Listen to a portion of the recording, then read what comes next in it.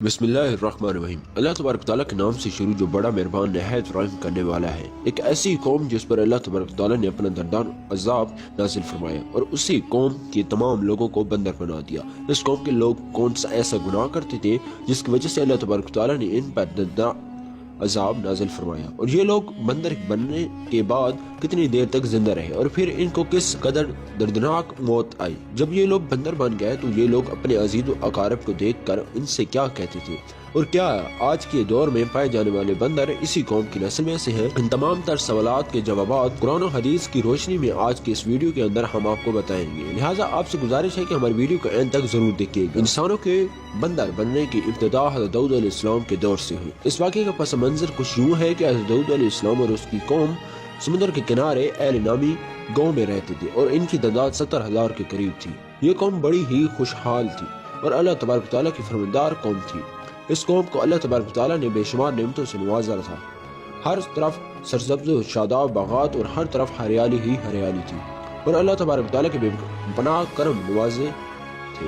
یہ لوگ اپنی اس زندگی میں بہت ہی خوش تھے۔ حضرت داؤد علیہ السلام کی قوم چونکہ سمندر کے کنارے رہتی تھی تو اللہ تبارک تعالیٰ ان میں یہ خاص کرم تھا کہ سمندر کے اس کنارے پر بے پناہ مچھلیاں آتی تھی جن کا یہ لوگ کاروبار کرتے تھے اور بہت ہی خوشحالی والی زندگی گزارتے تھے۔ جب یہ قوم اللہ تبارک تعالیٰ کی نعمتوں کی وجہ سے خوشحال ہو گئی تو اللہ تبارک تعالیٰ کی نافرمانی پر اتر آئے اور طرح طرح کے گناہوں کے اندر مبتلا ہو گئے۔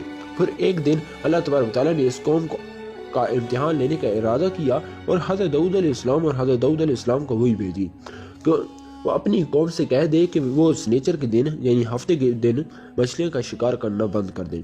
اس طرح اللہ تبارک تعالیٰ نے حضرت داؤد علیہ السلام کی قوم پر ہفتے والے دن مچھلیوں کا شکار حرام فرما دیا، اور پھر یہاں سے اس قوم کی بربادی شروع ہو گئی۔ حضرت داؤد علیہ السلام نے اپنی قوم کو بتایا کہ اللہ تبارک تعالیٰ نے ہفتے والے دن مچھلیوں کے شکار کو حرام قرار دے دیا ہے، تو وہ لوگ بہت ہی پریشان ہو گئے اور ساری قوم سر جوڑ کر بیٹھی۔ ہفتے کا دن ہی وہ دن تھا جس میں مچھلی بہت ہی مقدار میں آتی تھی اور خود بخود کنارے پر آ جاتی تھی، اور باقی دن ایسے تھے کہ بہت کم اور نہ ہونے کے برابر مچھلیاں پکڑی جاتی تھی۔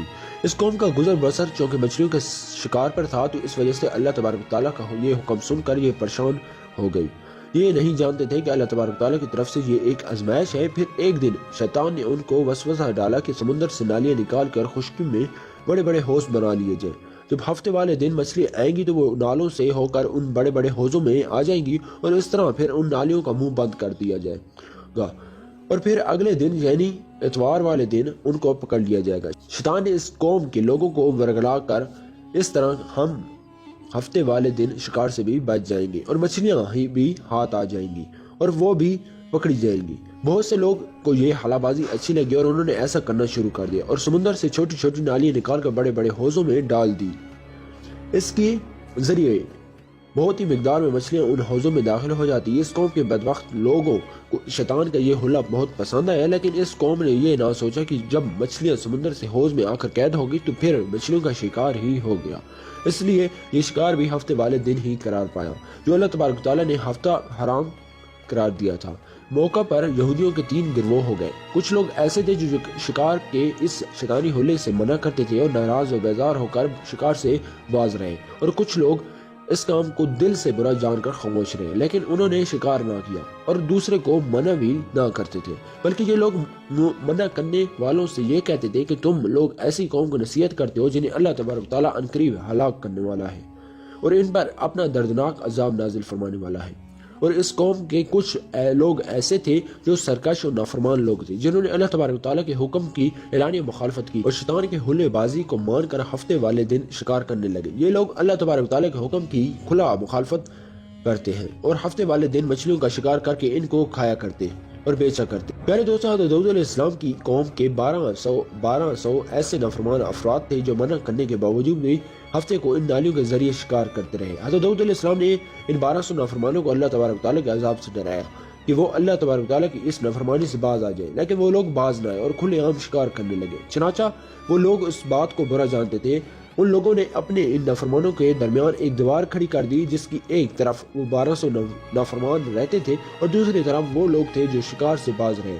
حضرت داؤد علیہ السلام نے اپنی اس قوم کے نافرمانوں کو بار بار سمجھائے۔ یہ لوگ اپنی نافرمانی سے باز نہ آئے اور اس طرح اللہ تبارک و تعالیٰ کی نافرمانی کرتے رہے اور شکار کرتے رہے۔ پھر ایک دن حضرت داؤد علیہ السلام نے غضبناک ہو کر شکار کرنے والوں پر لعنت فرما دی۔ اس کا اثر یہ ہوا کہ ایک دن خطا کاروں میں سے کوئی بھی اپنے گھر سے باہر نہ نکلا۔ یہ منظر دیکھ کر کچھ لوگ ان کی دیواروں پر چڑھ گئے تاکہ معلوم ہو سکے کہ وہ لوگ کس حال میں ہیں۔ جب ان لوگوں نے ان نافرمانوں کو دیکھا تو وہ سب کے سب بندر کی صورت میں مسخ ہو چکے تھے۔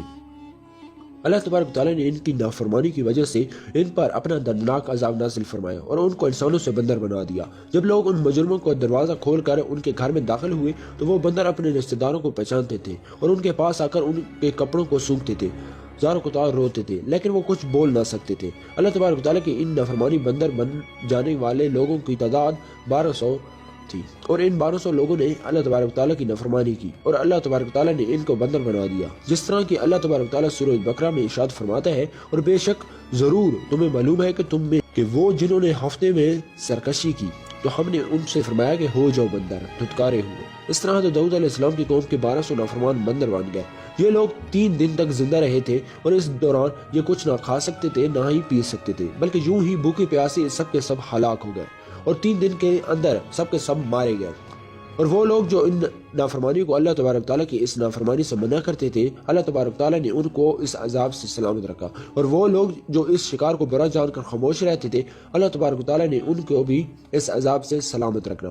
پیارے دوستو، اب بات کرتے ہیں کہ آج کے دور کے بندروں میں کیا کوئی بندر ان کی نسل میں سے بھی موجود ہے، یا آج کے دور میں پائے جانے والے بندر انہی بندروں کی نسلوں میں سے ہے؟ تو اس کے تعلق روایات میں آتا ہے کہ عبداللہ بن مسعود رضی اللہ تعالیٰ عنہ سے روایت ہے کہ حضور پاک صلی اللہ علیہ وسلم سے کسی نے سوال کیا کہ آج کے بندر کیا حضرت داؤد علیہ السلام کی قوم میں سے ہیں؟ تو حضور نبی کریم صلی اللہ علیہ وسلم نے ارشاد فرمایا کہ اللہ تبارک تعالیٰ جس قوم پر عذاب بھیجتا ہے یا ان کی شکلوں کو مسح کرتا ہے تو یہ عذاب انہی پر ہوتا ہے جن پر وہ عذاب نازل ہوا تھا، اور اس کے بعد اللہ تبارک تعالیٰ ان لوگوں کو ہلاک کر دیتا ہے اور ان کی نسل آگے نہیں بڑھتی۔ اس لیے یہ بات غلط ہے کہ کچھ لوگ یہ سوچتے ہیں کہ آج کے بندروں میں بھی حضرت داؤد علیہ السلام کی قوم کے بندر بننے والے کی نسل موجود ہے۔ ایسا کچھ بھی نہیں ہے۔